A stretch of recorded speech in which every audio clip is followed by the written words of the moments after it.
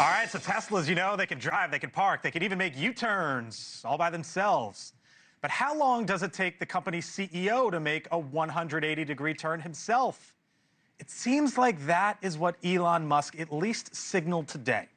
After spending over $250 million to try to help Donald Trump in 2024, Musk said during an interview conducted by Bloomberg that in the future he will pull back on his spending on politics. I think in terms of political spending, I'm going to do a lot less in the future. And why is that? I think I've done enough. Well, if I see a reason to do political spending in the future, I will do it. I do not currently see a reason. And after that interview at the Qatar Economic Forum, Musk then spoke to CNBC from Tesla headquarters in Austin. Musk said he does not have regrets for getting involved with government service and was asked if his Doge efforts were worth it. Musk said at that point that this was the one thing, or at least one thing, that he learned. Legacy media propaganda is very effective at making people believe things that aren't true. What would an example of that be? That I'm a Nazi, for example. Now, his comments come as a new poll as well shows that his companies are taking a reputational hit.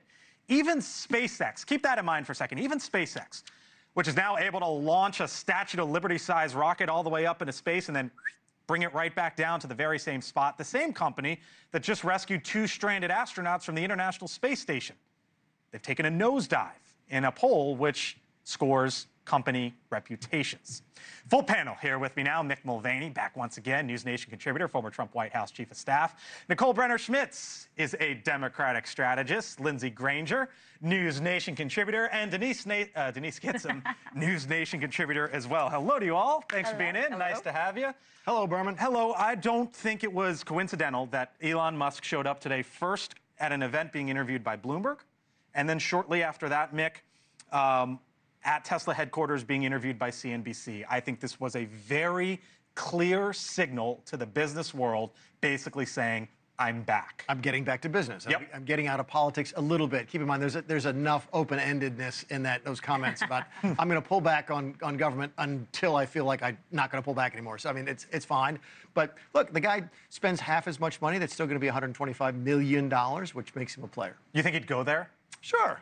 Why not? I mean, the guy's worth, what, a couple $100 billion? What's an extra billion on campaigns? So what's his future then? Because Whatever he wants it to be. in government. Whatever he wants it to be. He can be a Democrat, he can be a Republican, he can be an independent. What do you mean he could be a Democrat? Why not? I mean, Trump was? That's a great point. I mean, the party's not what they used to be. Folks change all the time in this. Yeah. Is that what he signaled today, showing up on these business networks? Well, of course. I mean, Tesla stock tanked, you know. It's gone up $100 in the last month since the anticipation of him coming. He's a great businessman. Nobody begrudges a bad CEO who makes them money. They only begrudge people that they like to throw things at, you know, when they're angry at what he does emotionally. So here's the thing about all these Silicon Valley people. I'm from California. I represent a lot of Silicon Valley entrepreneurs. And when you're a visionary who has the money to make things happen, you don't realize that coming to Washington requires a totally different skill set, which is making friends, and also a much longer sort of timeline. You have to have patience, which people like him don't need patience. They just need a lot of money and a bunch of minions who can do whatever they say. It's a very different environment, and I've seen every single Silicon Valley person that I've brought to Washington suffer sort of the same disillusionment with politics. I mean, he came in as this powerful, one of the most powerful outsiders ever, and left as one of the most diminished businessmen to leave Washington. I think that he would probably steer clear far away from politics because his unfavorability rating, according to Reuters, is 58%. And so that's most of the people that are going to spend the same American dollars on your Tesla and all your things that you're selling to them and don't like you now because you stepped so deeply into politics. And I think that he was way outside of his wheelhouse, thinking about people like veterans who voted for Trump that I've interviewed that said, hey, I lost my job. I was a veteran, and then I went to work for the government, and then you fired me because this was your idea with Doge. You said you were cutting billions. No one sees the reapings of that. And so people are just confused about what Doge actually did besides slash and burn. I don't think Elon is done here in Washington just yet, right? But it was he signaled his intentions, or at least he has been.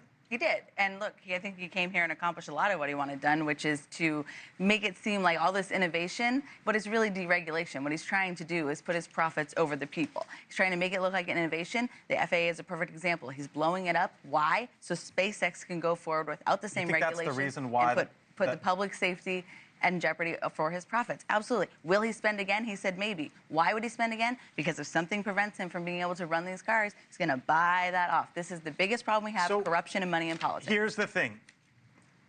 Why would anyone of his stature ever do this again? Whether you hate Elon or whether you love Elon or you're someone in between. If you're looking at this as a case study, why would you ever do this again? It's easy, because they Why? don't understand this town. They think that this town works like Wall Street or Silicon Valley, Yeah. and it doesn't. This town has its own language, its own rhythm, its own culture. They think it's easy here, and it's not. But you don't think they'll see Musk and say, wait a minute, I'm not... Oh, no, it's... Well, I think I could do it, yeah. What people want more than money in business is power, proximity to power. People want to be close to President Trump. You see how many people schmoozed him, that hated him, went on tirades against him. In fairness, people have been schmoozing presidents for a long time. I've seen That's how we got to be lobbyists.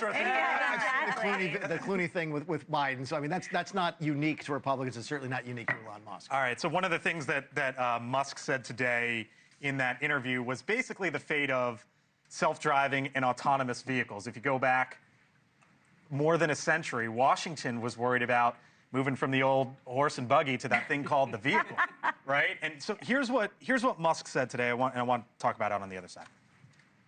My prediction is that probably by the end of next year, we'll have probably hundreds of thousands, if not hundreds of thousands, if not over 1 million Teslas doing self-driving in the U.S. This is your state. Yeah, you see Waymo out there everywhere, but it terrifies me. At this point, is the government going to allow it, given where he's been over the last 5 months or so, or last year, say? I'm going to be. You mean federally? Yeah, I wonder what the pushback is going to be, given that it's him and his company. It depends on who's in charge and how good their lobbyists are. I'm just going to give you the straight-up Beltway answer. It's just a reality. I was one of Elon's first 4 lobbyists in 2008. And so because of my work with my law firm, we got the federal tax credit that enabled this Model S to come into fruition. And so I understand the power of money and special interests, as you were talking about. And if he knows if he learned anything from his time here, hopefully he learned how to play Washington better. So I can gather you're not a fan, but if this is the future and he says, look, this is where we're going, he was with Sean Duffy earlier today, what about the concept of, okay, this is where things are going and the government should play ball with it? I think we have to make sure that it's being done safely, though. We have to keep the public safety in mind with this. We have to keep jobs in mind. I mean, these are the crucial aspects of having these self-driving cars, right? You just have to go talk to California. Talk to the teachers union about it, right? Let's make a note of this. I'm going to save the congressman for the end, or former congressman for the end, but I'll give you Well, I think that he's been trying to put this car out, this automated car, since 2016. I was in Arizona when they were testing the Waymo car there, and they beat him to the punchline. And so I don't think it's going to be a problem of Congress. I think it's going to be a problem actually following through with the plan of getting this car out. That's what I think is the bigger issue. Let's have the same conversation 5-6 years from now after he gives $200 million to the next Democrat. Right, exactly. But I guess that's the bigger point, right, of all of this is, again, to my question, who does this next, given what we've witnessed here over the last year or so? There'll be no shortage of people who think they understand Washington who don't understand Washington. If I had a dime for every Wall Street magnate who came in and left this town with his tail between his legs, we could pay off the national debt. The article that you wrote a year ago was, or 6 months ago was? That Elon Musk would find it was easier to get to Mars than it was to fix the federal government. It was a great article, Mick. And you were dead on. Every now and then I'm right. It doesn't happen nearly enough. Often. Thank y'all.